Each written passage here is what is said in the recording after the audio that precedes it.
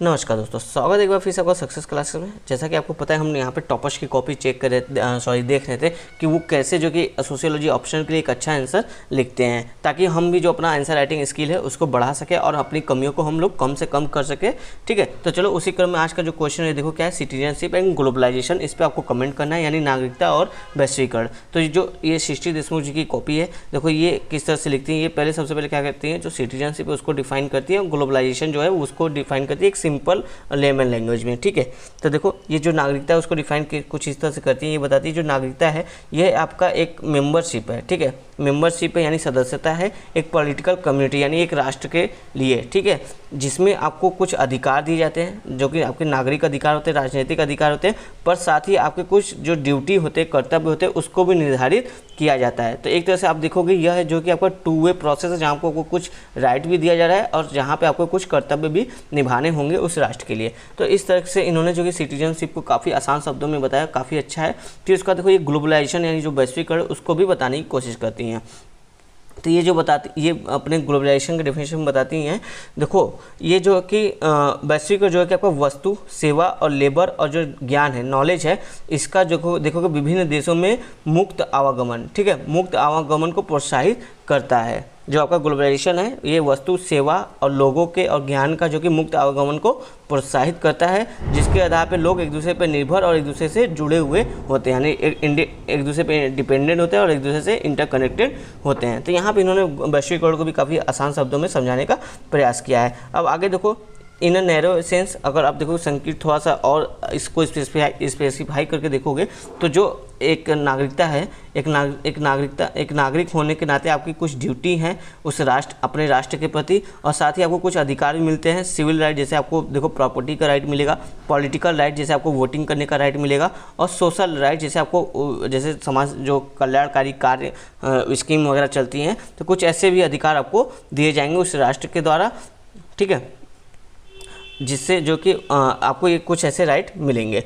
पर यहाँ पे देखो ये बता रहे हैं, बट ड्यू टू ग्लोबलाइजेशन, वैश्वीकरण के कारण जो कि ये जो स्टेट की बाउंड्री है ना, ये जो सीमाएं हैं हर राष्ट्र की, ये ब्लर हो गई है। मतलब कि अब जो कि कोई फिक्स ऐसा वैश्वीकरण में ऐसा नहीं दिखता कि किसी देश की सीमा बस यहीं तक है, क्योंकि मुक्त आवागमन को काफ़ी ज़्यादा प्रमोट किया जा रहा है। लोग आसानी से एक देश से दूसरे देश पे, एक जगह से दूसरी जगह वस्तुओं का, सेवाओं का आदान प्रदान किया जा रहा है। तो ठीक है, तो इस आधार देखो जो ग्लोबलाइजेशन है इसने क्या क्या है, ये यहाँ पे देखो ग्लोबलाइजेशन और नागरिकता को लिंक करते हुए बता रही है कि कैसे एक दूसरे से लिंक करते हैं। कि जो ग्लोबलाइजेशन है यानी वैश्वीकरण है, उसने जो कि आपका जो स्टेट की बाउंड्री यानी सीमाएं हैं उसको जो कि ब्लर कर दिया है। अब कोई ऐसा फिक्स सीमा नज़र नहीं आता है वैश्वीकरण के दौर में।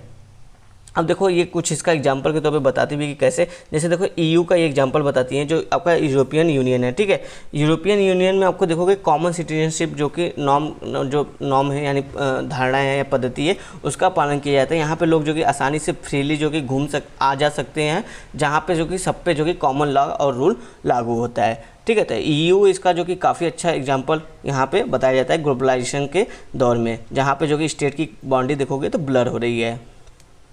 फिर यहीं पे बताया जा रहा है कि जब जो आपका सांस्कृतिक सौहार्द है, उसके सांस्कृतिक सौहार्द और जो वैश्विक मूल्य है उसके प्रोत्साहन से उसमें वृद्धि होने से क्या हो रहा है, जब इसमें वृद्धि हो रही है तो जो राष्ट्र हैं ये भी इनको भी जो कि प्रोत्साहन मिल रहा है कि ये इक्वल राइट को प्रमोट करें। ठीक है, इक्वल राइट यानी जो पुरुष और स्त्री की समान अधिकार है इसको जो कि प्रमोट करे, ऐसा जो कि राष्ट्रों को संदेश जा रहा है।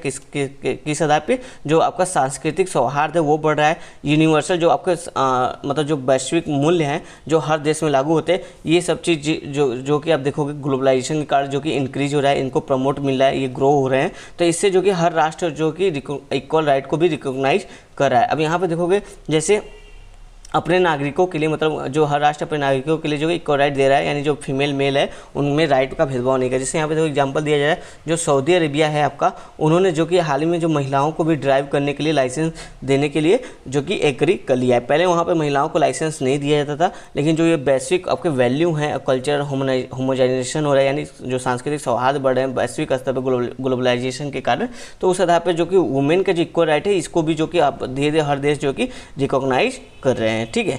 तो अब यहाँ पे देखो, अब ये जो आपका नागरिकता है, यहाँ पे जो आपका देशमुख जी हैं वो जो नागरिकता को और वृहद एरिया में बताती हैं कि ऐसा नहीं कि कोई नागरिकता केवल एक राष्ट्र तक सीमित हो सकता है।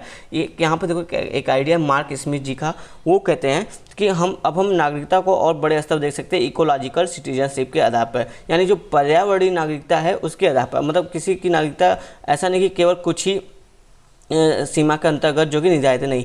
पर्यावरण नागरिकता में क्या होगा, यहाँ पे पर्यावरण से नागरिकों को कुछ मिलता है, पर्यावरण से हमें देखो बहुत सारे रिसोर्सेज मिलते हैं, लेकिन यहाँ पे हमारी कुछ ड्यूटी भी बनती है अपने पर्यावरण के प्रति, जो हमको ताकि जो कि उनकी हम संरक्षण कर सकें। ये हमारी ड्यूटी की, जो पर्यावरण में जो भी जीव जंतु हैं, प्लांट है, उनका हमें संरक्षण करना है और उनको प्रदूषित होने से बचाना है। तो ये हमारी ड्यूटी है और साथ में हमको कुछ पर्यावरण अधिकार भी देते हैं, कुछ बहुत सारे हमें संसाधन भी देते हैं। तो जो मार्क स्मिथ है इसी आइडिया के आधार पर बोलते हैं हमें जो कि सिटीजनशिप के दायरे को और बढ़ाना चाहिए और एक इकोलॉजिकल सिटीजनशिप लाना चाहिए, जहाँ पे जो पर्यावरणीय जो मुद्दे हैं उसको जो कि संवेदनशील लोगों के लिए बनाना चाहिए और एक ग्लोबल सिटीजनशिप वैल्यू के आधार पे, यानी वैश्विक नागरिकता अधिकार के आधार पे, जो वैश्विक नागरिकता है उस मूल्य के आधार पे हमारे कर्तव्य भी निर्धारित होना चाहिए। किसकी तरफ, मानव की तरफ, साथ ही मानव के साथ साथ नेचर की तरफ। नेचर में कौन कौन आ गया आपका, प्लांट और एनिमल्स, इनके तरफ भी जो कि हमारी कुछ ड्यूटी बननी चाहिए इनके संरक्षण को लेकर, ठीक है। तो इस तरह से देखो ये यहाँ पे पर्यावरण जो आपका सिटीजनशिप है